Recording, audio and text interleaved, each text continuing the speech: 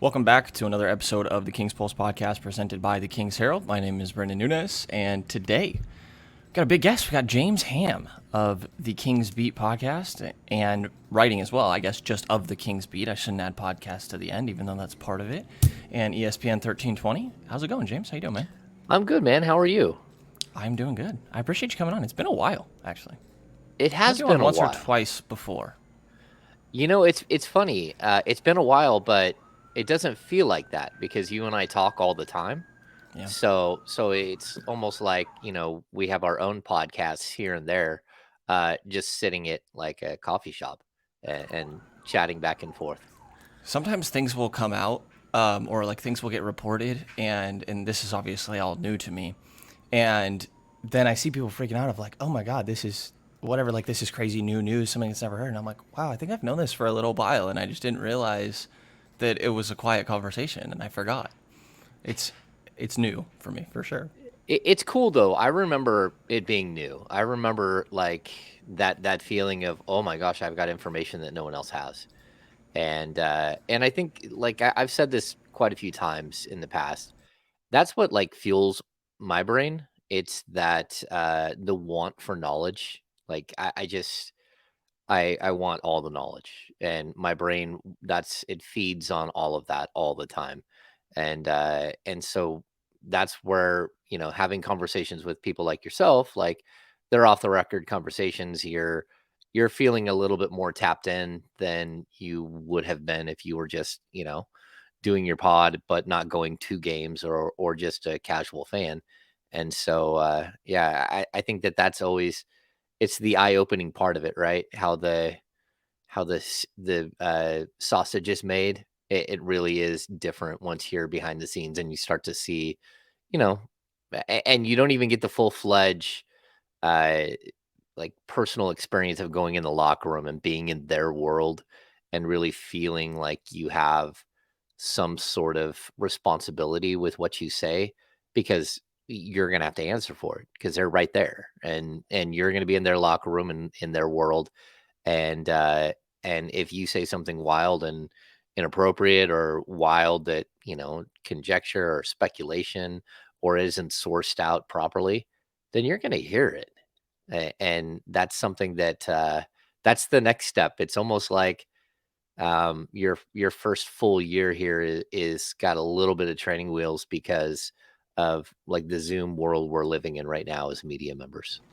Yeah, I mean, I don't have any other sort of perspective, obviously, but it almost feels lucky on my end. It's an easier way to get through that initial learning curve and kind of like break the ice a little bit and grow a slight comfort, even though I'm sure being around those guys in the environment you were just saying will be a whole different level of breaking ice and a different experience. But I get my feet wet a little bit where I'm like, they kind of have heard me a little bit once we go back to locker room stuff, whenever that is. Yeah, totally. And like in pregame, I've always had the approach that, like when I had stuff for TV, when I needed something for TV, or if I'm writing a big story and I need a quote and a player's there, that's one thing. But for the most part, I leave my mic and my recording gear to the side. And in pregame, I just kind of be part of their world. I have general conversations, more of a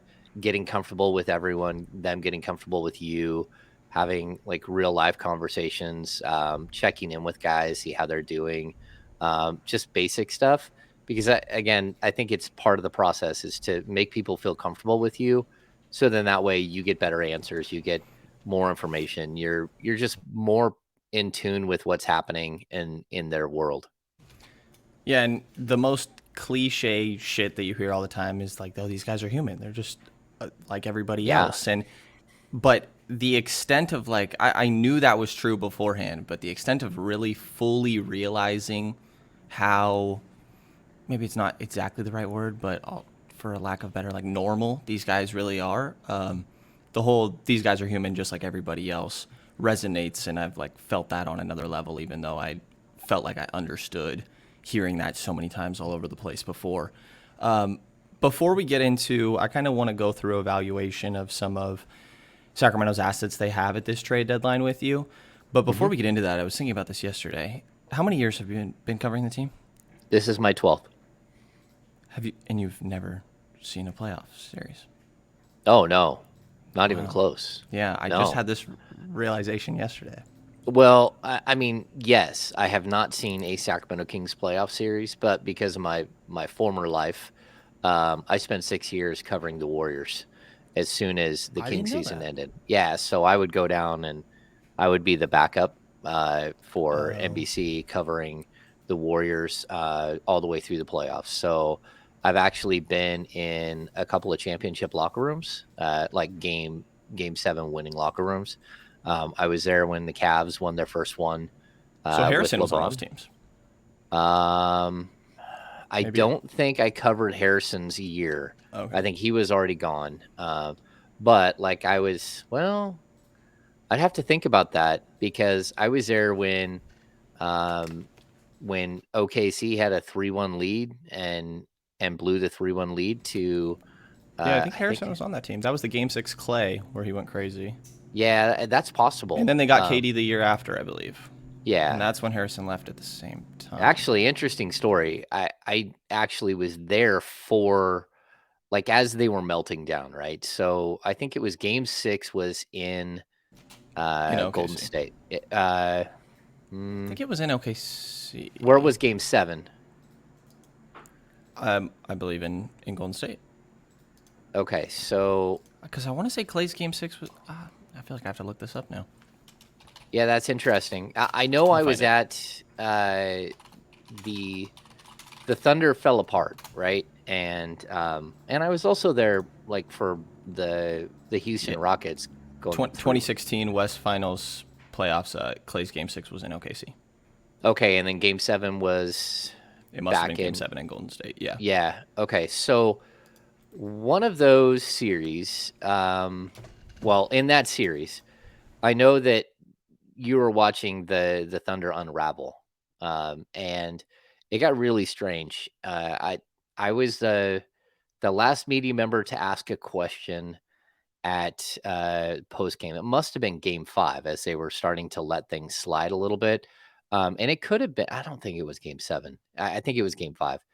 Anyway, I had asked Kevin Durant and Russell Westbrook, who were doing a co-media session, if if they I was the last one in the media session to ask a question, and they said, "Hey, uh, I threw it out to them. Look, you guys have in the last, I think it was 3 games, you guys have shot 59 shots combined or more at just the 2 of them." And I'm like, Is there a possibility that you guys have got too locked in and you're not using your teammates properly or you're not, getting others involved?" And Westbrook just kind of stared at me. And then he looked over at Durant and Durant answered and, he gave a canned answer. Well, then they went to get up and walk out the door. And Westbrook, again, he was wearing he's wearing a t-shirt that had like gigantic holes all over it. Like that's I always joke around that his fashion sense is very similar to like the Dare Leak campaign from Zoolander. And he's a fashionista, but it was like holy clothes. And I'm like, so he's walking out of the media room at Golden State and he's just staring me down. And I'm like, whatever, man. Like, what are you gonna come over here and like go through like this 6 other people that are in front of me and try to get to me? Like, come on, I'm not gonna be intimidated by Russell Westbrook. So anyway, we went outside afterwards, and the great Sam Amick was talking with Kevin Durant, and they're having like an off the record conversation. And I went over and waited until they were done, and I just said to Durant, I'm like, look, I wasn't trying to like start something there with you guys. I was just it was an observation more than anything else. And he said, he's like, it was a fair question. He's like, we do shoot too much. He's like, but I'll tell you this, from the moment I was drafted by this team, that's all they want. They want me to shoot every single time I touch the ball. So you're probably right. I probably should involve my teammates more, but that's just not who they want me to be here. And so I've got to do what they ask. And that's when I started to. That's the moment I knew that he wanted out of there. Just the way that he spoke to me, and it was that he didn't want all of that pressure all the time. And it was like, look, it's all on us. Like either we fail or we succeed. And so, and by that, by we, he meant him and Russ, not anyone else. And it was like a really interesting, honest moment. And he's very like introverted. He's very quiet. He can be funny on Twitter and stuff like that, but like he is like a lot like Steph. He's a very reserved guy. And it was just that moment where you're like, oh man, like I can read between the lines here, and that you're Right. not happy with this situation. Yeah. Yeah. And So sorry to take you sideways with my weird story yeah, how about. dare you give me these interesting stories, James? I usually save these for the off the record happy hour, the Kings Beat happy hour. Yeah, which everybody should check out, by the way. I think I said it at the beginning, but great work at the Kings Beat. I'm gonna have to get me one of these hoodies. Is there anything on the back? No. I think that's a good thing.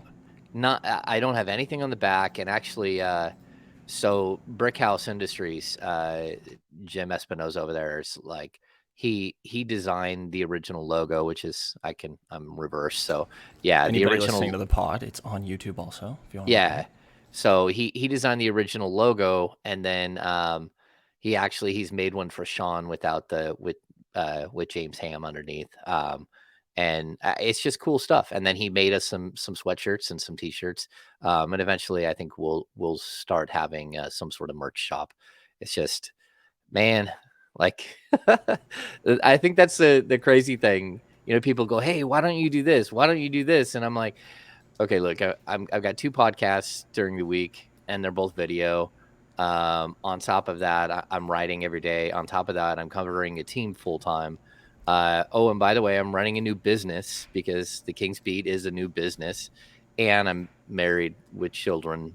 Just got a pet baby corgi. We just got a baby corgi, so now we got 3 dogs. Yeah, like life is what happens when you're making other plans, and for me, there's so many things I would like to do, like have a merch shop, but everything takes time. So I'm sure you're feeling that a little bit too, having a job and doing this on as your side gig. To an extent, yeah. I was at a high school game yesterday, so I missed the Niner game. My first high school game, I missed the Niner game and the Milwaukee game, the Kings game. Yeah. Yeah. So to an extent, yes. Yeah. I don't know where I don't know how to transition, so I guess we're just going to go into this. Can't think of a smooth one. Kings have lost they've won 7 of their last 23 games. Obviously, it's very apparent that change needs to happen. To start at the beginning, before I kind of want to get into some of each individual players and what you feel like their potential evaluation is when it comes to this deadline. But just in general, do you feel like the moves that the Kings make, because again, change needs to happen, I think that's apparent, and most people would agree with that. Does it have to impact winning this year? Is there any world where it's like, say, I guess I shouldn't get into a specific example. Does it have to impact this year specifically? Well, I think the question is like it requires like a much more like complicated answer. Do you mean this year as in, does it have to impact this year, like win-loss total? Or, Yeah, like I guess, okay, so I'll give you. Or are you saying, can they take a step back, bring in draft picks, and hope that will impact going forward? Not draft picks. Well, I guess because I'm assuming that from the reporting that they're not willing to do like a reset sort of thing, which is what I would assume like a draft picked sounds like, right? If you were shipping out, Fox and Haliburton wouldn't be draft picks from what I can tell, from what we've seen reported. Yeah. But like, yeah, I wouldn't imagine HB or Buddy would just be like swapped for some expiring guy in draft picks. I guess I was already assuming that was not in the cards. Is that fair? Yeah. So if we're going forward with that as the parameter, that like Miles Turner, assuming he wouldn't be all that Yeah. impactful this year. Something where it's like, well, maybe we're not going to win many more games this year, but it is a brighter future in the immediate future, like next year even. Yeah, yeah. I think, Miles Turner and even to a certain extent, Ben Simmons would be the same exact thing. Like Ben Simmons hasn't played in over 7 months. And when he did play 7 months ago, it was a disaster. And his teammates literally like threw him under the bus, like, just brutal in brutal fashion. Two of his teammates and his coach, like they just couldn't come up with answers that were kind, and they put the blame on him. So I think there's going to be some like fragility to him, just like there is some question marks. I would say huge question marks when it comes to Miles Turner at this point. And we're talking about a near 7-footer who just all of a sudden had a foot injury, a stress reaction, and that's not good. Like those are not good signs. Like even though Marvin Bagley hurt his foot twice, well, I think he hurt both feet, but he hurt one of them twice in the same season, and then when he came back, he hurt the other one. Um, even though he did that, he never had a stress reaction. He never had a stress fracture. He never had like a Liz Frank uh, injury, any of that stuff. So, Can you think of other guys that dealt with what Turner has? oh yeah, there's a million big guys that like foot injuries can be the end of your career. I mean, they certainly can be the beginning of a slow demise. I think the one guy that we saw who had massive foot injuries when he was young and looked like he would never amount to anything because of the foot injuries, was Zydrunas Ilgauskas. He's the only one that I can remember just flat out turned it around, and everything was fine after that. Before that, I think there's been a lot of advancements in not just shoe technology, but understanding of the foot, understanding of how to support a foot differently. Clearly people aren't running out there in like Chuck Taylors anymore, but they do run out there in these foam floppy shoes. There was always concern that Cousins would have foot issues, because on occasion he would get some shoes that were just like flimsy and trash, and he's under contract and you got to wear them. Mm-hmm. And so I think when it Interesting. comes, yeah, so foot injuries have always been like the big red flag for big men in the NBA. So to get back to your question, do I think that there's a way that the Kings take a step backwards to take a step forward? I think so, because even again, I think making a gigantic move for Ben Simmons, he's probably like 2 weeks away Yeah. from stepping on a court. I guess that question more so is, would Monty be given the?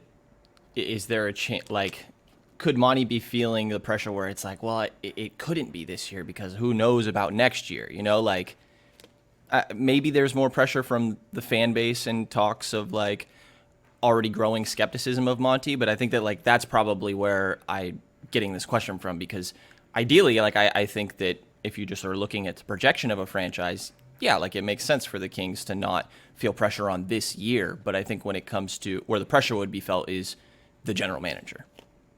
Yeah, I mean, I get what you're saying, but I'll say this: if the Kings made a monster move and then lost a bunch of games down the stretch, let's say like when the Pelicans traded for DeMarcus Cousins, and then when they traded for him, they thought that they were going straight to the playoffs, and instead they dropped back and ended up being the number 10 pick in the draft, right? And we know that because that number 10 pick was the Sacramento Kings. They traded it for 15 and 20, which became Justin Jackson and Harry Giles, right? So there's always a potential that you take a step back when you disrupt the chemistry and the delicate balance that is the NBA, an NBA team. But let's be honest here, this Kings team, the delicate balance isn't there. Like this is like a fragile balance, and this team has shown that it doesn't matter what happens, they can't embrace success, and failure is just around the corner. So when I look at what they could do, I don't think it really matters how they finish out this season. I mean, at this point, what are they, 18 and 30? 18 and 30, they're closer to the 14th seed than they are to the ninth. Yeah, so they, as of right now, they are pretty much, in the bottom. I mean, they have a chance still to slide into that 10 spot, but even getting up to 9 or 8 is now looking more and more difficult. There's a lot of season left. It's crazy that we're talking this way when there's what, like 48 games, right? So what do we got? Uh 30, 34 games left, something like that. So I think that, to me, if you're taking a step back, that's fine as long as it's a step back to take a major step forward, and you're reworking the core, and the piece that you bring in is a core piece that just might not be ready right now. Hmm. I don't know that there are a lot of examples of that, but like if Chicago Bulls came calling and they're offering up Patrick Williams, and or Patrick Williams and Derek Jones Jr. or something, injured players that can't help you so much this year, but specifically with Patrick Williams, I think Derek Jones is a free agent. But let's say you do that for a Harrison Barnes, that's a step backwards this year to take a step forwards and cementing with a very young player who fits your player arc that you have right now with Halliburton and Fox. So yes, I think there are those potential deals out there that make sense, but you have to be very cautious about the injury situation, about the personality fit, about Right. even with Ben Simmons, about taking on an additional like gigantic contract this year and then 3 more years, not knowing what exactly you're getting outside of a player that looked really good the last few years and then melted down in the playoffs and has decided not to play for a long time. Yeah, so I think everything comes with a risk, but taking a small step backwards, and again, I don't even know if you're taking a small step backwards, because just changing the dynamic behind the scenes, this team could still rebound and all of a sudden start winning games that you didn't expect, Yeah. just because there was a shakeup and because sort of the weirdness behind the scenes that, I don't think there's any weirdness specifically between like this player or that player, just the weirdness overall. I mean, this season is completely spun out. This team should not be this bad. And like I've said that multiple times, I don't think that they should be like a 5 seed, but they just shouldn't be this bad. And I think that that's clear. This team should not lose to the Houston Rockets and the Detroit Pistons in back-to-back games. That's just No, unacceptable. I don't know if any team should really. Maybe the Thunder. That's about it. No, no. Pistons, Magic. Maybe Yeah. the Pistons could lose to the Rockets twice, or the Rockets There you go. could lose to the Pistons twice. But Yeah. yeah, I don't think that there's no reason for you to lose to a 10-win team. And at home, I mean, I mean, we're Corey Joseph is just kind of unstoppable. yeah, To be fair, I don't know what anyone can be expected to do against him. So, yeah, exactly. so, do you think because I mean the position that they're at right now, like I said, only won 7 of their last 23 games.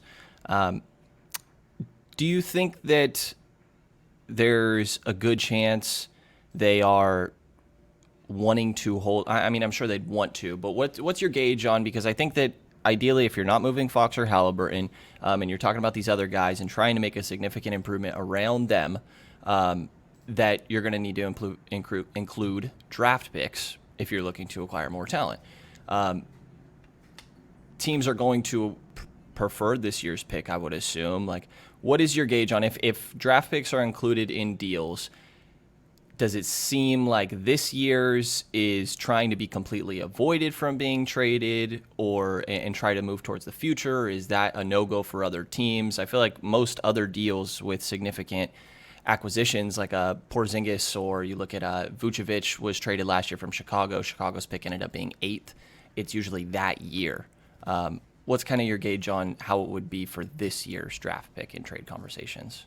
Yeah, I mean, I think the way you get around that is you protect it, right? So if the Kings were to move this year's draft pick, even if it were for, let's say, a Ben Simmons swap, I think it does. You're still going to have protections. You're going to get a top 4 protection, which, to be honest, a top 4 protection is really like a top 7 protection, because this team, because you can only move up into the top 4, right? And if you're even if it went the 1, 2, 3, 4, the 4 worst teams move up, like stay in the top 4, the Kings wouldn't be the 5th worst team, so there's no way for them to get that pick.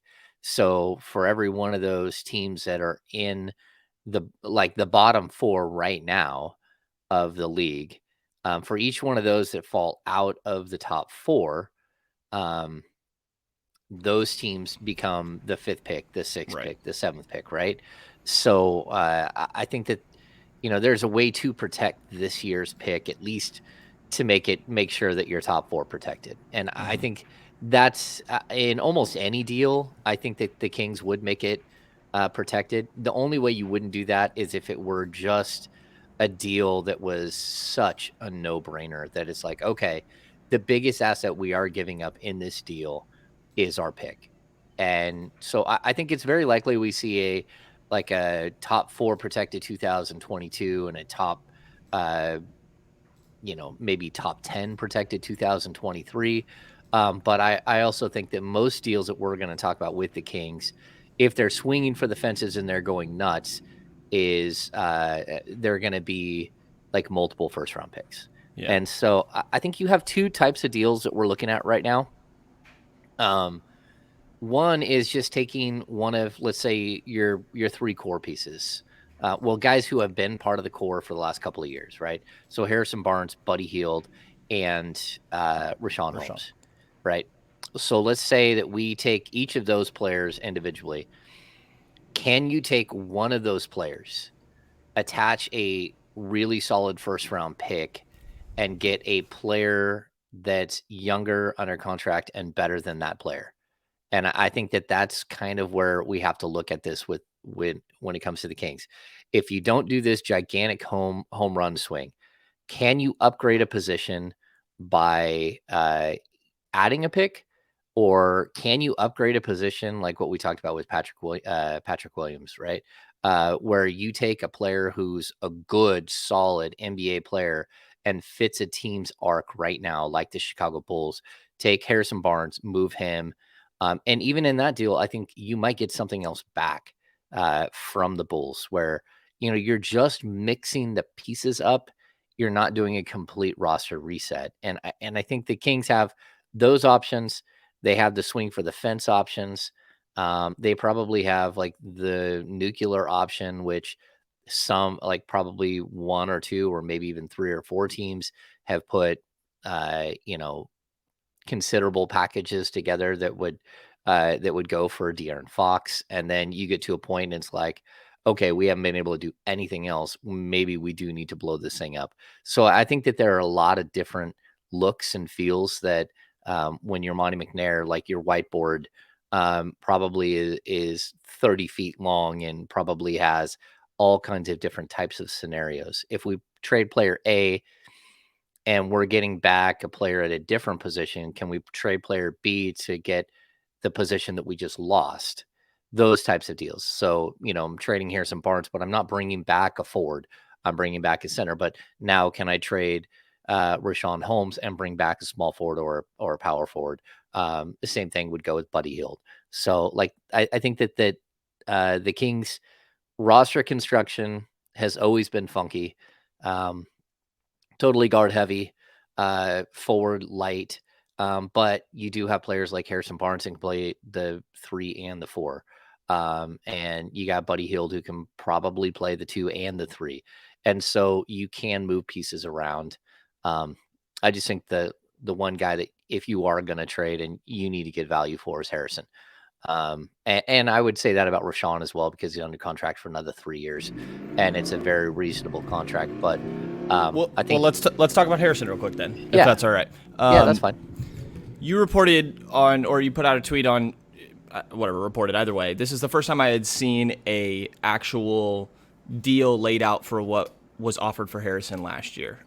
And I guess it was the Celtics package. Rather than rewording your tweet off the top of my head, what is your understanding of what the Celtics offered last year for Harrison, and do you possibly know like other ballpark idea of what deals were last year and how that valuation could have changed going into this year? Yeah, I mean, I think when it came to Boston last year, Boston was in like a full court press, and just kept putting out what they thought that they could get Harrison Barnes for. The Kings weren't really listening, and they weren't specifically listening to the Celtics. But we kept hearing that it was centered around their pick, which ended up being, I don't know, 14 or 16. 16. Alperen 16. Şengün. Yeah. Yeah. And again, like Şengün is who goes there. We don't know if A, the Kings would have taken that pick, or B, if Boston would have been at number 16 if you gave him Harrison Barnes and they finished the season stronger than they did. That could have been the 20th pick. That could have been the 22nd pick. So we can't just say, you could have had Şengün. But it was basically the packages they were putting together were for that pick and like two of their young players. So they had Aaron Nesmith, Romeo Langford, Peyton Pritchard, stuff like that. Like, but all of those are mid-20s picks, and except for Nesmith, who at that point had not played well at all, and to this point hasn't played well either. So I don't know what's happened there, because I really liked him coming out of the draft, and he's just a flat-out knockdown shooter. And for some reason, his game has not translated to the NBA at all. But I kind of feel like that's a lot of the Boston Celtics picks. They don't translate. And that's the really hard part about drafting between like picks 22 to 30. Like, it's just a crapshoot. For every Pascal Siakam, there's like 25 dudes who are out of the league within 3 or 4 years. Like, there's so many guys that don't make it in that range. Even like go back, Skal Labissiere didn't make it. Harry Giles has not made it. Malachi Richardson did not make it. But those are just Kings players. And we can say, oh, that's just the Kings. But no, I mean, there are so many players. I've done mock drafts for years. And I like last year, my mocks did like something like almost 90 million page views at NBC. And so like I've done like an incredible amount of draft coverage, and you look at players and you try to see who they resemble, who you think that they could be as players, and they just don't work out. So anyway, the Barnes deal was something like that. It was a first round pick and then a couple of other guys that were young and still considered first round picks, which I'll add one last point to this because I have droned on here. But the pick that you're looking at there, picks have so much more value than players. So once a player is drafted, the number 9 pick in the 2021 NBA draft had a ton of value. Once Davion Mitchell's name is attached to it, the value instantly goes down. And that's not because Mitchell's not a good player. It's because it's just like buying a car. The second you drive it off the lot, you lose 30% in value, right? That's why I've said it multiple times. The Kings' first round pick or first round picks, they're more valuable than De'Aaron Fox or Tyrese Haliburton. And we could sit here and argue about that. I'm just telling you, like on the open market, the Kings have missed playoffs for 15 consecutive seasons. They are always in the lottery. Those picks are worth a ton on the open market.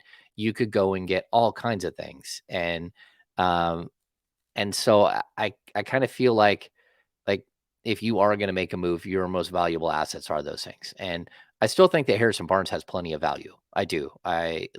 He's under contract next year, declining scale contract, so he's 18 million, and then he has full Larry Bird rights. So if you do trade for him, you have an upper hand on extending him or bringing him back. He's even eligible for an extension. He's a lot younger than people think too.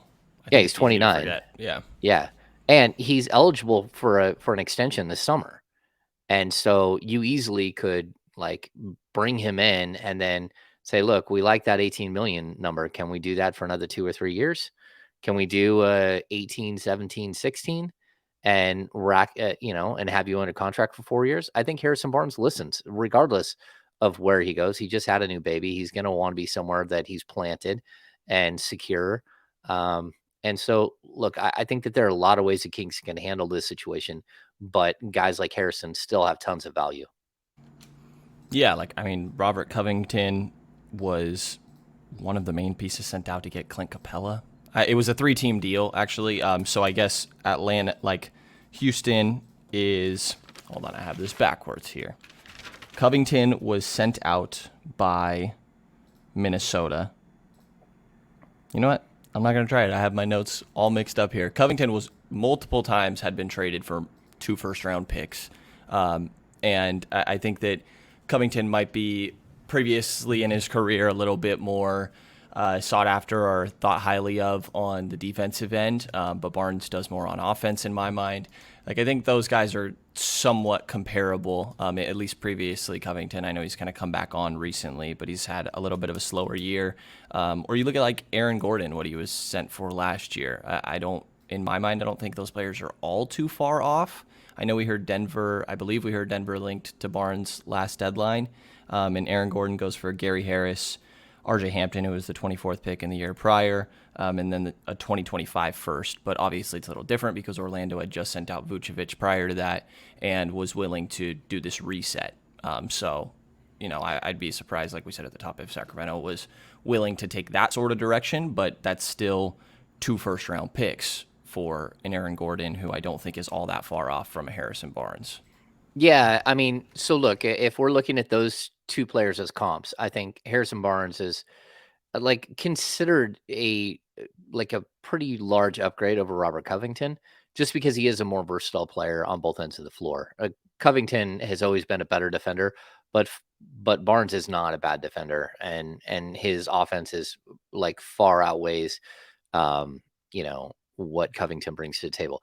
Now, Aaron Gordon is a weird case because, to be honest with you, Aaron Gordon has never been as good as he's been perceived.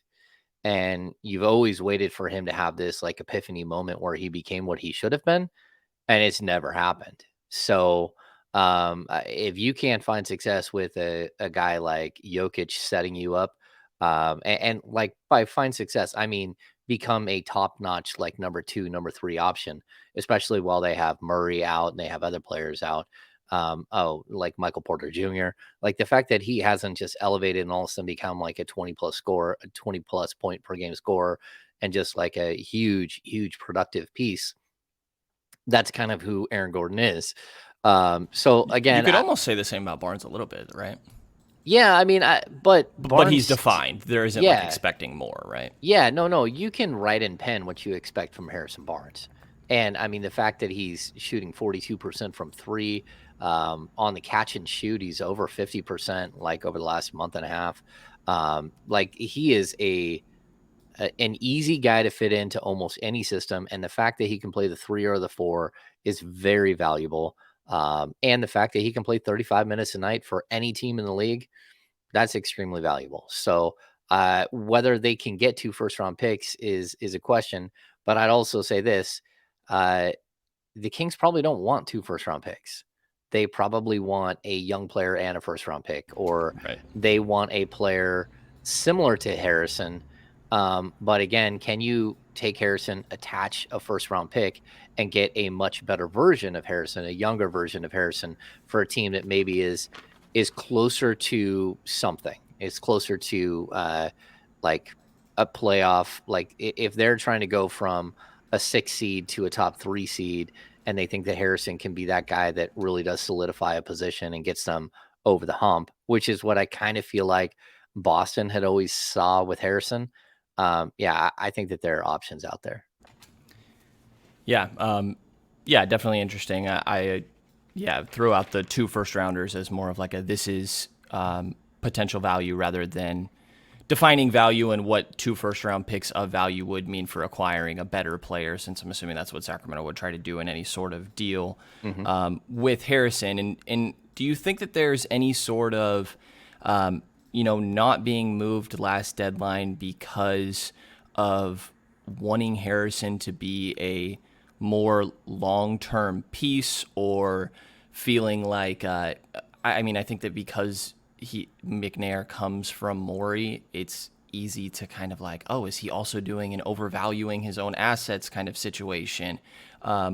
Or do you think not moving on from Harrison last year was just more of a product of some of the offers being a step backwards, and that's not they were trying to do. Yeah, I mean, to be honest with you, I know they're thinking on Harrison last year. It was that if they traded Harrison and didn't bring back a player similar in value to Harrison, that it wouldn't just be being bad like the remainder of last year. It was you will be bad moving forward. You will take a substantial step backwards next season and possibly the season after that. Harrison, like we heard Alvin Gentry say it last night, he's our anchor. And I still believe they feel that way. Plus, the fact that he is an absolute dream in the community, an absolute dream when it comes to the initiatives and the social justice things that you like to press forward, then those have value to the Kings as well.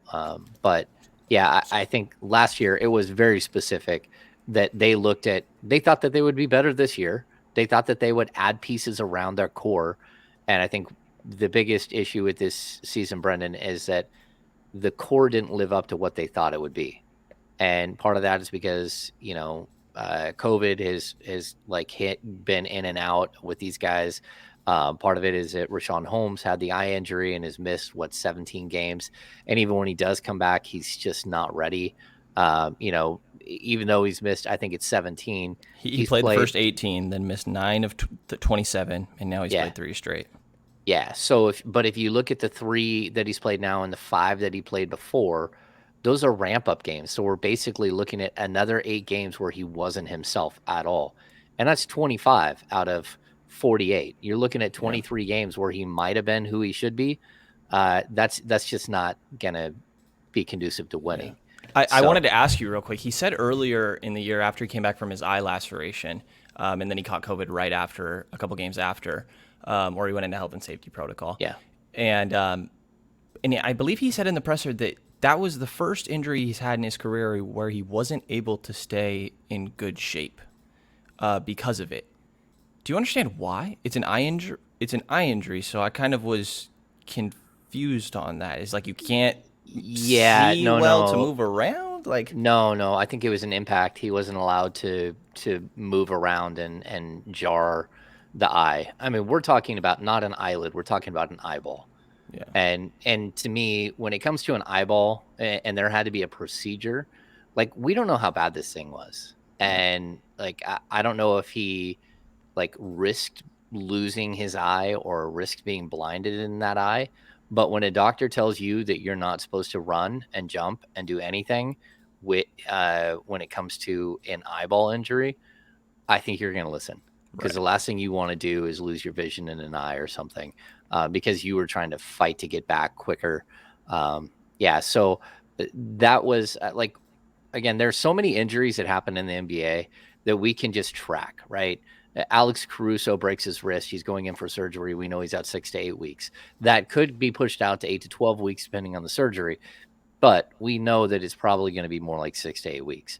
A knee injury, a foot injury, like what we talked about with Miles Turner. All of these things have very specific timelines because it's something that's happened before multiple times, and we can put a number on it. His eyeball injury is not something we can put a number on because we've never seen this before. So when someone says that they couldn't do anything, I just take it on face value. Like I remember when he got locked in his room in the bubble for 10 days, like he basically wore out the carpet, like running around the room. They brought in bikes, they brought in other things to try to keep him going. But again, that's certainly not questioning Holmes of all people. I just was curious on the understanding there. No, totally. So I'm going to say that that's an injury that we just don't know enough about, and we haven't really sat down with Rashawn and had the conversation with him. But I think the first time he hurt his eye earlier in the season, and then we saw him at a practice, and it was like, oh, Jesus, what in the world? Like it was a week in, and he was there was blood and all kinds of things all on one side. And it was like, okay, we didn't know that you hurt your eye like that. I think all you need to remember is that he walked out of the building that night with a gigantic pad covering his eye taped to his head. And then anytime you're talking about procedure on your eye, that's not good. Yeah. Yeah, I think it's easy to forget how important Holmes was last year. And I've been surprised at the amount of things I've seen of disappointment in Holmes because of these conditions that we kind of talked about. I mean, the injuries and then having to deal with health and safety protocol that he went into right after. Again, he played first 18, then he played 9 of the next 27, and it wasn't 9 in a row. I want to say it was like 3-game stretch, 4-game stretch, 3-game stretch sort of thing. And now he's played 3 straight. We still heard last night that, I mean, he played a really good game last night in Milwaukee. He kind of had a little bit of his chemistry back with Tyrese, and you saw that duo shining again for the first time, and maybe since can't think of specifically when earlier in the year, but like he had a Charlotte game where he went 20 and 20, probably the best game of his career earlier this season. So I think it's easy to forget how good Holmes is, and at least for myself, how shocked I was that he signed to a 4-year, $47 million deal, the most Sacramento was able to offer him. Like, do you think that there's a chance that Holmes is even more valued around the league than Rashawn? I mean, that Holmes is more valued than Harrison around the league. Oh, no, I think that, like, if you were to put the two side by side, they're equal value at this point, and maybe even a little leaning more towards Holmes. You're looking at a dude who's going to have fresh legs all the way down the stretch. He has not played all that much, and his injuries were eye injuries, and so he hasn't had the wear and tear on his body. This is also given his shoulder, he had problems with his shoulder 2 years ago, but it's a torn labrum. He never had surgery, so it just gives rest and relaxation for that shoulder, time to heal, time to be fully ready moving forward. I think he's got a tremendous amount of value. He's one of the few starting level bigs in the league that can give you minutes at the center position and who can defend the perimeter against all kinds of players. So when we see, again, the Utah Jazz get trashed in the playoffs because Rudy Gobert can't guard the perimeter, and this is not something that's happened once, it's something that happened like 3 or 4 times at this point. And then they go out and they bring in Hassan Whiteside just to continue the same basic design of what they play, so now they have another big that you can funnel. So if Rudy Gobert gets hurt, you've got his backup, that's for sure. The problem is you don't have any versatility at that position. And that's what Holmes brings. He brings this incredible versatility. He is a passion player. He's a high motor player. He's a guy that shoots like between 60 and 70% from the field.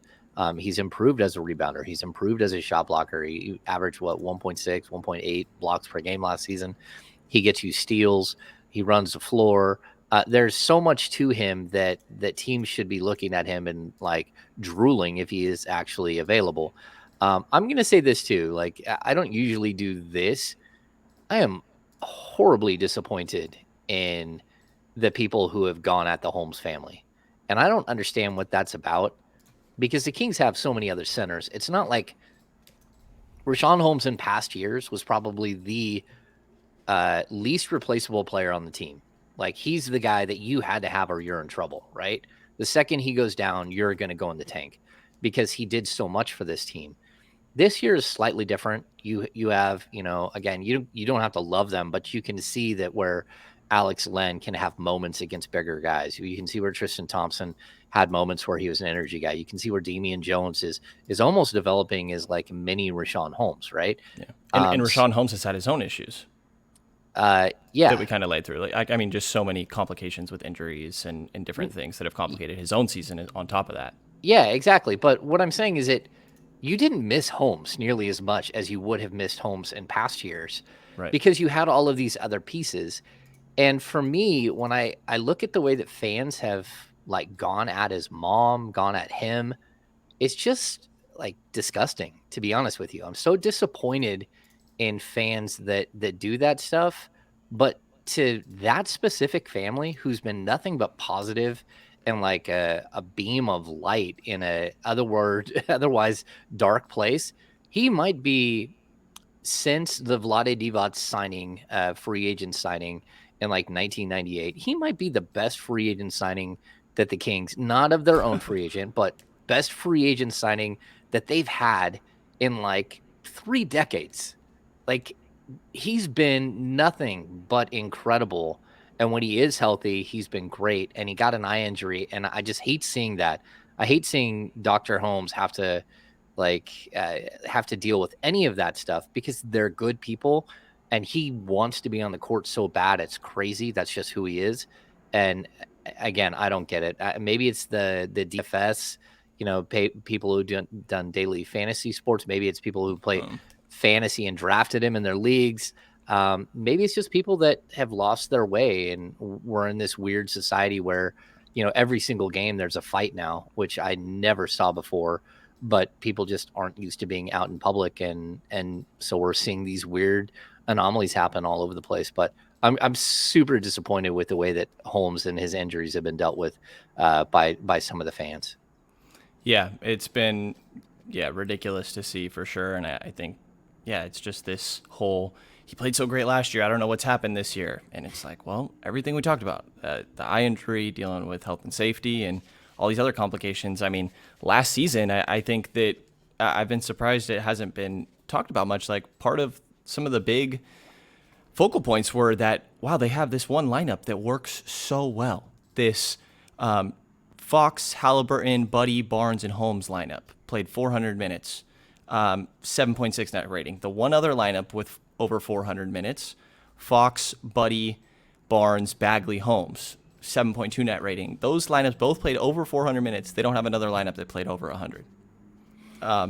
They were going to that lineup so much last year. Holmes was a staple in both of them, and so were Fox and Tyrese, and Harrison as well.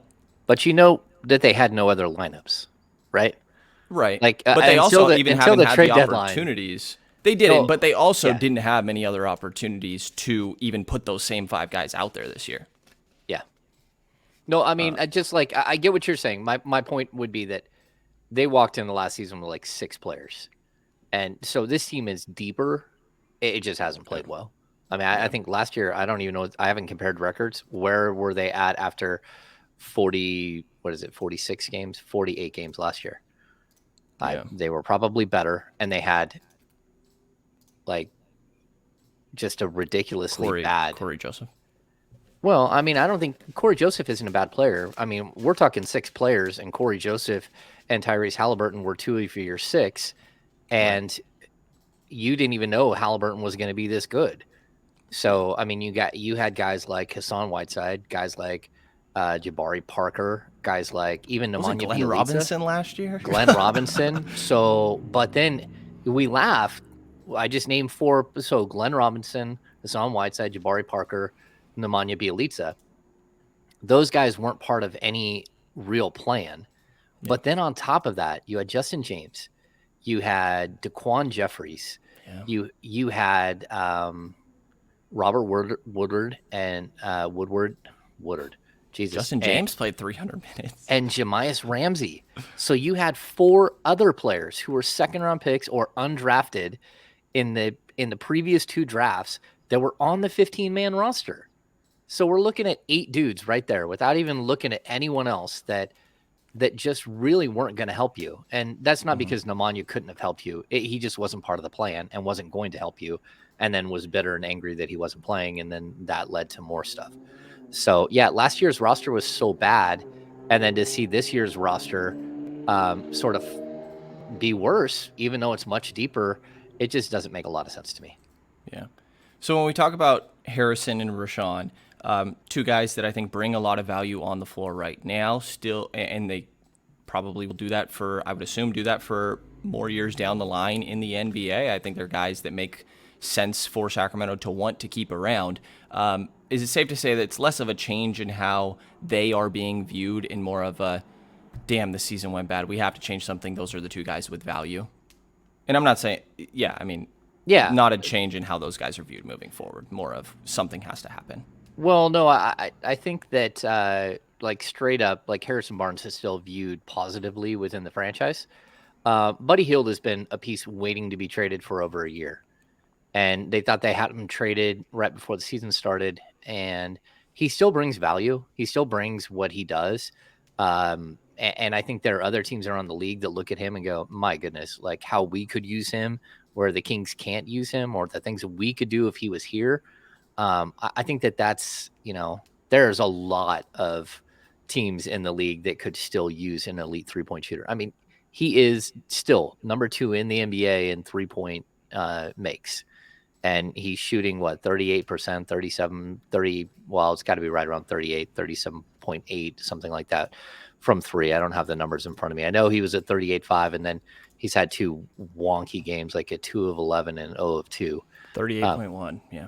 38.1. So, yeah, he can still fill it up. And again, Harrison Barnes, 42%. These guys have value. And again, I think like there's some sort of misconception. Like the Kings, well, I'll start with this. Like I said very specifically, like everyone is available, right? You heard Sam Amick say everyone everyone is available outside of Tyrese and De'Aaron realistically, but everyone is available. But when you attach a name instead of an everyone, then it becomes like this weird thing where people like, oh wait, he's available? It's like, yes, Harrison Barnes is available. Yes, Richaun Holmes is available. Yes, Buddy Hield is available. So when I say everyone, it means everyone.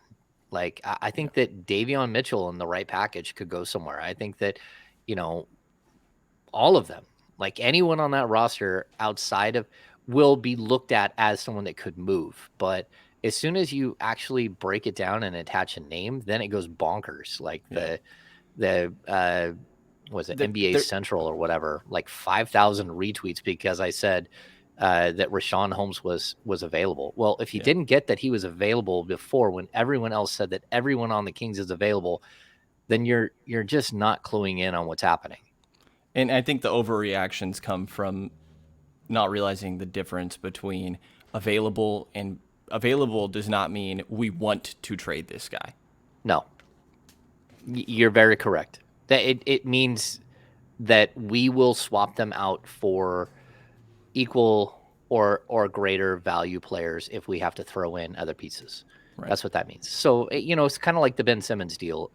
Even if you were to take back Tobias Harris, I'll just make this argument one more time really quickly. If you did a deal where it was Tobias Harris and Ben Simmons, and you had to take back like Isaiah Joe and maybe Jaden Springer, something like that, right? In a deal where they got Tristan Thompson, Buddy Hield, Harrison Barnes, Marvin Bagley, and a pair of first-round picks. And then if you were able to swap, I've made this mention before, but if you're able to swap Harrison Barnes up to Portland for Robert Covington and add Covington in the deal instead, then now you're looking at offering Philly Covington, Barnes, Hield. Yeah, you misspoke. I think Bagley to Portland. Oh, sorry. You said Barnes, but Bagley to Portland. Excuse me. Bagley to Portland. Now, if you're gonna take basically Tobias Harris as the only player in their starting lineup who's actually playing in the rotation, because Ben Simmons he will not play for them at all, so we can't even really consider him. So if you swap out Tobias Harris for Barnes, Bagley or Covington and Hield, that team is better. It's better than it is right now, the Philadelphia 76ers. And that might sound crazy to people, but it is. And if you take Tobias Harrison, his god-awful contract, like $78 million over 2 years, basically if you swap him out for Harrison Barnes, you're taking on like $59 million in additional salary for one extra year. And he's not that much better than Harrison Barnes. He's slightly better than Harrison Barnes, but he would still be the best player that De'Aaron Fox ever played with. Ben Simmons would be the best player that De'Aaron Fox ever played with. And that's why I'm such a proponent of making that big deal where you go out and you be aggressive and you pick up, like, even if it's some bloated, crazy contracts. I mean, that deal brings in like it's $190 million just between between Simmons and Tobias Harris over the course of 3 years. It's crazy. It's an additional $131 million over the course of 3 years that you're bringing in when you take out the other contracts. So, but I would still do it. Yeah, I would too. So Rashawn and Harrison are the guys that stand out to me as having what I would assume is a lot of value throughout the league. Buddy and Bagley, I think, to me are more questionable and maybe situational. Where what's your feel on the value of those guys? You went over Buddy a little bit and Bagley as well. And also, I mean, do you see a world where is it either is it a situation with either one of those guys where even if they aren't a part of a bigger deal, it's like we need to move on from these guys because at this point everything that they're going to contribute to Sacramento, like kind of the time is up. See, that's a good question. But here's the problem that you have. It's that they have value as expiring contracts, even still. So I would say that Bagley has less value as an expiring contract because he's an unrestricted. Well, you have an opportunity to make him a restricted free agent or an unrestricted free agent this summer. Right now, they're teetering on, if he gets to 42 games, he becomes his qualifying offer jumps to like 14.6 million. If he doesn't get that many, if he doesn't get 42 games, 42 starts on the season, then his qualifying offer is like 7 million or a little bit less. Yeah, he's at 14, and that's all in their control. There's no way he's on the It's higher totally side, right? totally So under their control. I mean, and you can't even guarantee me that he could get another, what is that, 27, 28 starts, that he's going to be healthy enough for 28 starts. You just can't guarantee that. So anyway, those things are under team control. Well, that stuff with him is under team control. I think if you're moving up from Bagley, it's part of a bigger package. I don't think that anyone is just swapping Bagley out unless, say, they have a young player like Bagley that hasn't worked out like they had hoped, who might have one more year and, around the same draft range or around the same salary range, where you're taking a player like Bagley, you're moving him to a team that isn't in love with the young player that they have on their roster and is like Mo willing to take Bamba him. is an example. Yeah, I don't know what Bomba's salary is. But I think, yeah, a guy like that, if that worked, then they get the opportunity to either put out the qualifying offer like 6 point something million or just walk away from Bagley, and then you're going to get stuck with an additional year. Now, I think the Kings would consider that, but it's got to be the right player, the right situation. They're not just going to dump Marvin because, they have to dump Marvin, because they don't. He's playing better. You can't actually use him on the court right now. But when it comes to Buddy, Well, I guess real quick with yeah, Marvin, I think that the idea of like, oh, he'd have to be moved at this deadline would revolve around not coming back next year. Like, you think that there's a real chance that they actually would offer the restricted with all the complications that have surrounded Marv? probably not. I mean, there's a good chance that you would not like. You never know, but he asked for a trade this offseason. They tried to trade him. They did not find any takers, outside of maybe like a second round pick. And they still think that he has talent. They still like him as a person, and even as a player, I think they like him more now than they did before. He's starting to have some games that really do make sense. But if anything, Brennan, if you look at what happened this last weekend, it it was the last reminder that I think this team needed. Marvin Bagley put up 26 and 13 against the Houston Rockets on Friday night. He's playing through a hand injury. It's crazy. He's actually gritted it out. He's gutted it out. It's all taped up. And then he shows up Sunday morning. You lose Ty to health and safety. And then Marvin just comes in and says, my shoulder hurts and I can't play. And that was like the reminder that, like, it doesn't matter how far we get into his career, we're always going to have this question. And and that's fair or not, I don't know. He's only played 25, 26 games this season. And that's not because of injuries, because he was out of the rotation and wasn't part of the plan. And so I would say that he's still out of the rotation, still isn't part of the plan, but he's playing as a starter right now to make sure that people know that he is actually a ball player, that he can actually step on the court and give you something if you were to trade for him. I think that, this is like one long showcase, and, it's not like the Kings have an answer at the small forward position if you move Harrison over, or at the power forward position if you just take Marvin out of the lineup. The only thing I would like to see is, to be honest with you, is them try Terrence Davis at the small forward again, because they did it for like a 6-game stretch in December, and I thought they were good. And I thought he was fun, and he added an element that this team doesn't have to the starting lineup, and I think it mixed things up. And then go with Harrison at the 4. It hurts you rebounding wise, but how much? I don't know. I mean, how much worse can you get? Yeah, you're talking about, maybe 2-3 rebounds a game. And it doesn't mean that Marvin Bagley can't play, Yeah. And I think having Marvin Bagley on the court instead of Chimezie Metu, Marvin is a better rebounder than Chimezie. If you were to bring Marvin off the bench, that would, kind of help you out as well. And you're talking about wanting pace as much as possible. I feel like Terrence is a guy that is pushing the pace every single possession. Every time.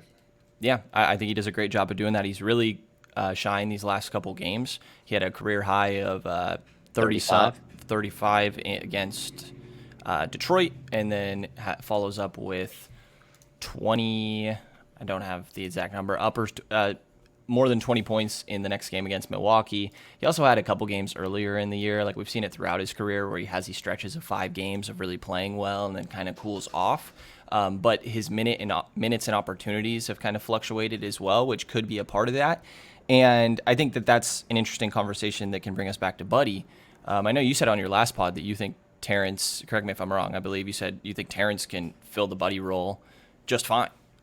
If Buddy were to be moved on from him, which I think is interesting. Like Terrence, again, pushes the pace well, which is what's being preached a lot.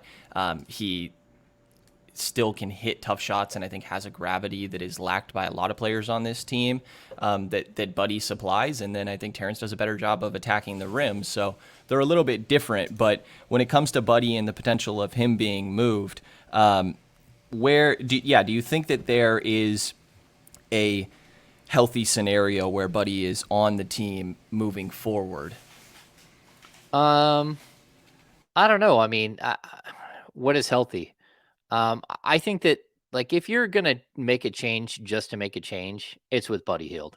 Like, I think that there's a moment where, like, he's just a lot. He's a lot to deal with, his personality. It's fun. It's, he's a good guy. But at the same time, he's so mistake prone.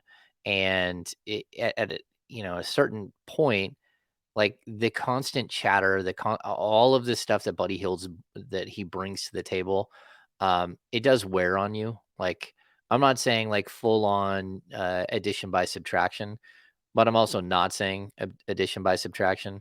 So in the last 3 games where Terrence Davis is starting, right? Let's just look at those 3 games. He's averaging 24.7 points, 3.7 assists, 6.3 rebounds, 2 steals. He's only turned the ball over 1.3 times per game. And I think 3 of them came in the last game, and they were like almost inexcusable turnovers, but you can deal with it. Here's where the one factor that I'll tell you, Brendan, where I think he makes sense. He's averaging 10.7 3-point attempts per game, and he's hitting 4 of them. He's shooting 37.5%. He's a dude who does not mind hoisting. And this team has moments where they put guys out there who just shy away from the moment. And Buddy Hield doesn't shy away from the moment. But I'll tell you this. Terrence Davis takes some wild shots, right? He takes some shots but I almost never feel like they're out of rhythm, like they're out of the flow of the offense. Do they look crazy? Do I sit there and go, oh my gosh, I can't believe that just happened? Yes. I see Buddy Hield take shots that any other player in the league is getting put on the bench for the rest of the game. Yeah. Terrence maybe has like one of those a game. He might have one of those a game, but at the same time, but they're almost always in a heat check moment where he's already hit like 5 straight. So he reminds me Buddy makes so much, a free throw and then he throws one up. So yeah. Or that the one against where he shot two shots against Houston the other night. That to me was like his first shot got him yelled at, and then he just said, "Well, fine, then I'm not going to do anything. I'm not going to shoot." So I'm going to apologize if the dogs get. Yeah, I'm going to apologize if the dogs get noisy here. It's breakfast time, so they're going to be scurrying around. No worries. I'll wrap it up soon here. Yeah, no, it's okay. Either way, I would just say that, look, I think Terrence Davis reminds me a lot of Bobby Jackson. So if you were a Kings fan in the 2000s, early 2000s, you watched Bobby Jackson do these crazy things where you sat there and went, no, no, no, no, don't shoot it. And then it goes in. And so you forgave him for taking bad shots because they went in. That's what I think Terrence does. He reminds me so much of that, where you like look at him like, man, I can't believe you just shot that. But here's my point. If you trade Buddy Hield, I think Terrence Davis steps right in and does exactly what Buddy Hield did. Will he hit 42% from three? I don't know. He's young. It's possible. He's also way younger, way cheaper, and he brings more energy. He attacks the rim better. He doesn't mind getting to the free throw line, where Buddy Hield avoids the free throw line like the plague. And so I just think that he can fill that role right away, and you don't take a step backwards. Yeah, that makes sense to me. I mean, yeah, I think that Buddy has been frustrating from a viewership point of view, and I think that we've clearly seen some of the coaching staff and other players around him be frustrated with Buddy as well. I think we've seen Buddy himself be frustrating, and Buddy's obviously not the only guy, but I think that he does somehow stand out as even more so in a situation that is frustrating all around somehow. So yeah, I think that that's certainly interesting. Yeah, I mean, I think as you've mentioned, and just what makes sense looking at the roster, like HB and Rashawn and Buddy and Bagley are kind of the assets to me that I look at them. Like personally, if it were me, I'm like, I am holding on to Fox and Haliburton unless there's some outlier deal. I understand the whole everybody's available, and that's kind of how I take that, just from my own translation when I read those reports. But those are your top end talents, and how can we complement those guys? And yeah, the previously aforementioned guys to me are the potential trade assets that you would include to try and make a better fit happen around the star two than we've seen. And you have to throw in some first round picks if you're looking to make some improvements. And that's the route that I would like to see them go. We've heard Simmons and Sabonis talked about a lot. I believe it was Sam Amick saying Simmons is first, Sabonis would be right after. If it's not those two, where do you think, in your mind, where could the Kings look after? I think you mentioned Jerami Grant on 1320, if I'm not wrong. Yeah, I mean, Jeremy Grant has been mentioned, but again, the Kings are mentioned with every single player that's available. I think that's partially by design, and then it took on a life of its own. So when you want to be mentioned and a bunch of trades to make it, seem like you are kicking the tires and you are being aggressive and you are out there actually trying to make deals, which again, they are. I'm not saying that, but the fact that you're mentioned every time, I think that was like the initial idea. And now it's every time a player is available, either an agent or a team throws it out there that, well, the Kings are interested as well. And there's just a huge difference between being interested and actually being involved in a trade discussion. I love your highlight on the Kings Beat of leverage. Kings Yeah, being used yeah, for leverage. yeah. I think there's a lot of times where the Kings are used for leverage, and I mean that's unfortunate. But I think what we saw it. I don't even think that they were fully leveraged in the Kyle Kuzma Montrezl Harrell trade. I don't think that they were fully leveraged, but I think what happened there was a team swooped in and LeBron took a phone call from his buddy Russ and like worked to get him in the door. Um, Good for LeBron. You blew that one. And like, yes, Buddy Hield would be a better player for the Los Angeles Lakers than what we're seeing with Russell Westbrook.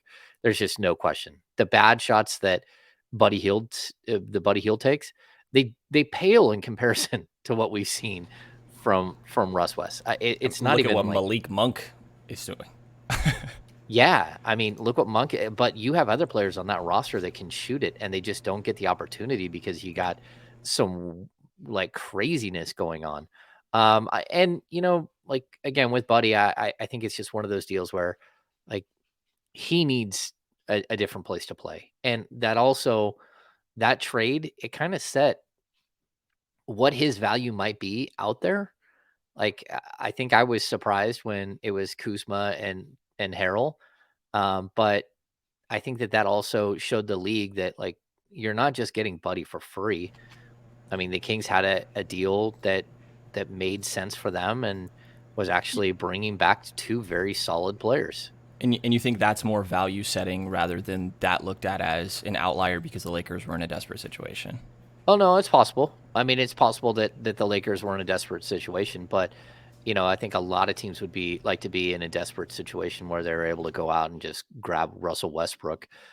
Maybe not now, but even like this summer, that it might have been an option where you looked at and said, "Man, would I mind having Russell Westbrook? Could he do things? Could he still plays with force?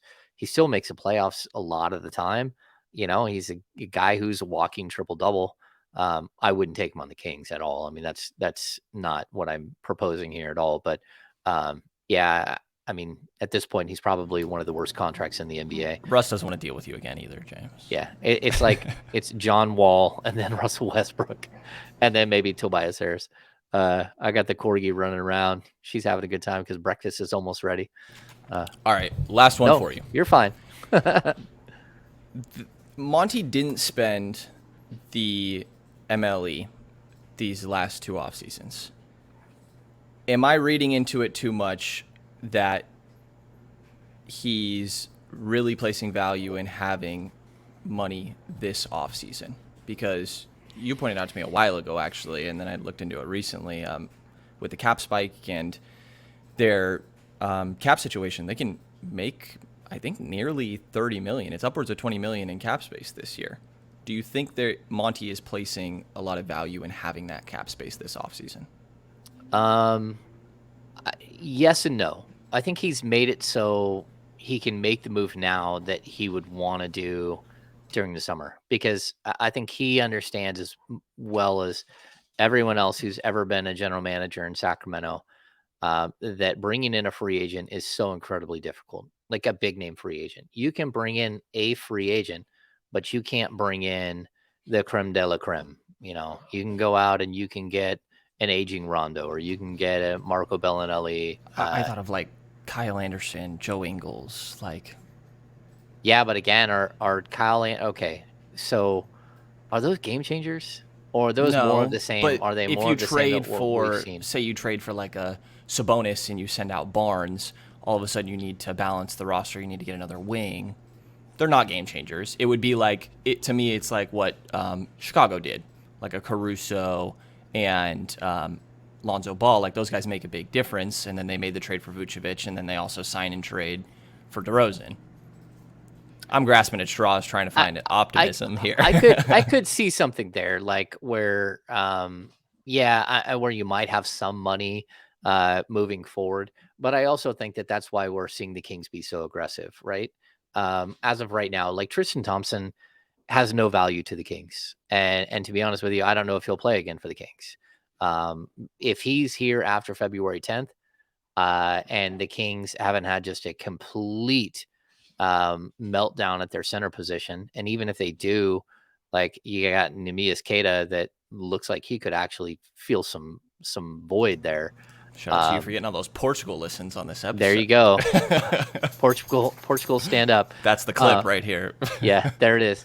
No, but like I don't see where Tristan Thompson fits moving forward. Like Damian Jones has played too well, and Richaun Holmes is coming back, and Alex Len still gives you the big man that you need. The shot blocking big that you need.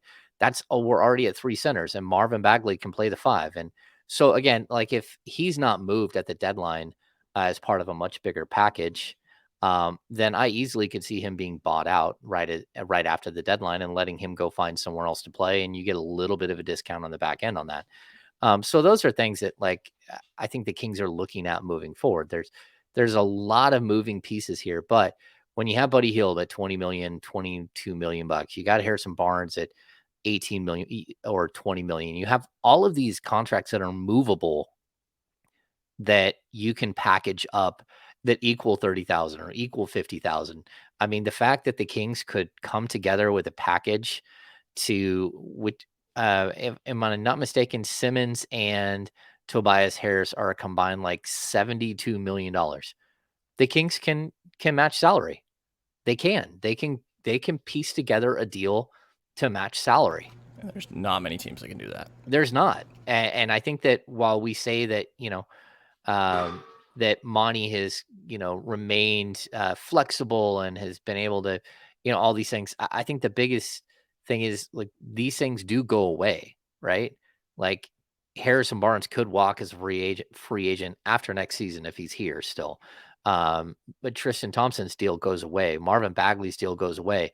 And so if you look at those as trade chips more than you do as players, and we get away from the whole, they are people, but we just look at them as like movable pieces, almost like you would with 2K or the trade machine. They have more value now than they will in the coming days. Once we get past this season, once we get past the trade deadline, because you're not going to have those pieces to move again. If you can package Tristan Thompson and Marvin Bagley and throw in a first round pick and pick up those two combined make, I think it's 21, 22 million. You can go up to 125% of the trade you can go up to. So now you're looking at a 24, $25 million player, right? If you can package those two with the first round pick and bring back a player that is worth like 20 to 25 million. And Jerami I'm not Grant's in saying the that, range. I'm not saying that deal is perfect and it's out there, but let's say you do something like that, what you just said, Grant, and you give up a first round pick and you take back a really good young player, and then two basically like just $10 million chips is all you're trading in that deal, because that's how they're viewed. That's how they should be viewed by the Kings. And then you haven't even adjusted your core. You haven't even like destroyed your main core. So again, you can add Harrison Barnes and make it a $40 million deal. You can add Buddy Hield. You can make it a $45 million deal or a $50 million dollar deal. The Kings have all of these pieces that can move around, that are expiring. Even, the Mo Harklesses of the world, the Alex Lenz of the world, who are $4.5, $4 million deals. Those pieces are movable because they're not that much money to take on for next season. And so I think the Kings are in a position where they don't have to, it doesn't have to be Simmons or Sabonis or bust. They can actually do other things that make sense, like moving forward for their team. Yeah, and hopefully we see something. It seems like we have to, especially with everything that's gone on this season, and like you're saying, having a team that has understandably higher expectation than years past and still underperforming to the same extent, if not worse. So Sacramento is being floated around a whole lot this trade deadline. It'd be amazing to see some sort of change. I know, just as covering it, man, it'd be great to not have to ask about rebounding, pushing the pace, and live ball turnovers.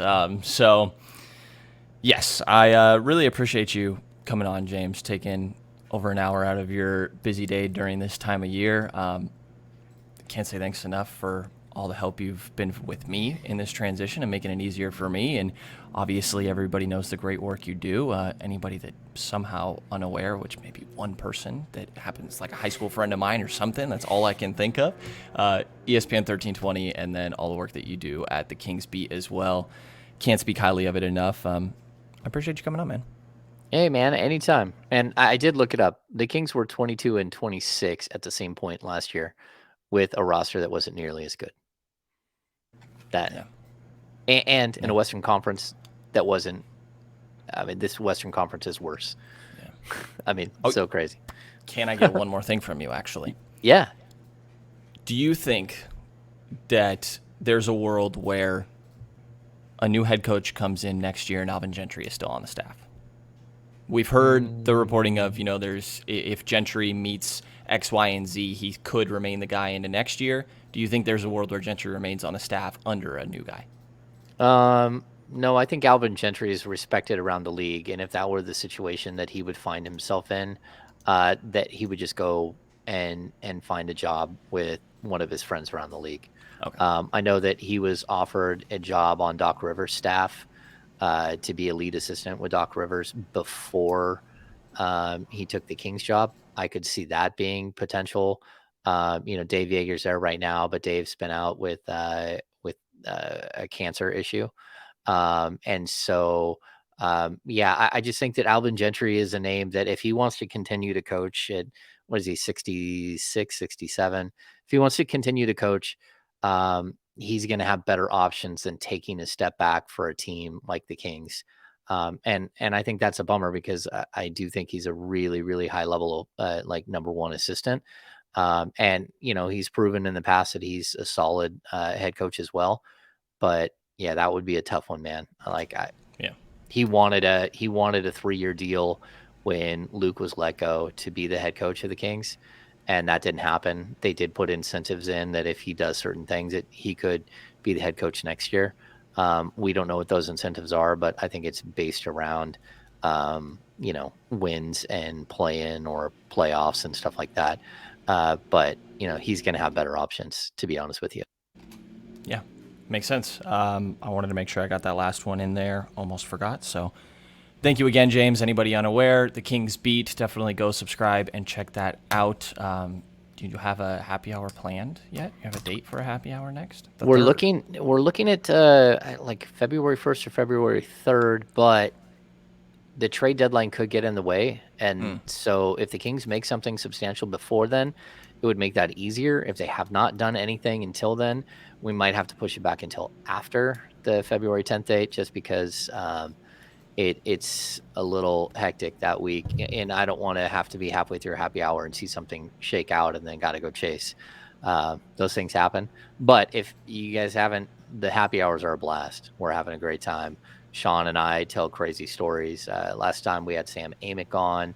Time before that, we had Damian Barling on as just a third to tell crazy stories. And I think we'll bring in another big guest this time around as well. There we go. And that's premium subscribers only. Definitely everybody go check out the Kings Beat and take a look at the Kings Herald as well for any sort of written content that's going to be updated often from all the great group of people there as well, myself included. Take a look at the Patreon to support local independent Kings coverage. And if you enjoyed this episode of the Kings Pulse podcast, which is up on YouTube now, by the way, as well, I keep forgetting to mention this for the audio listeners. James's Kings Beat is up on YouTube as well, so check that out and subscribe there to both. Give thumbs up. Give thumbs up. Does more than people realize. And if you enjoyed this pod, please subscribe, rate, and review. Hear from us again in the next couple of days.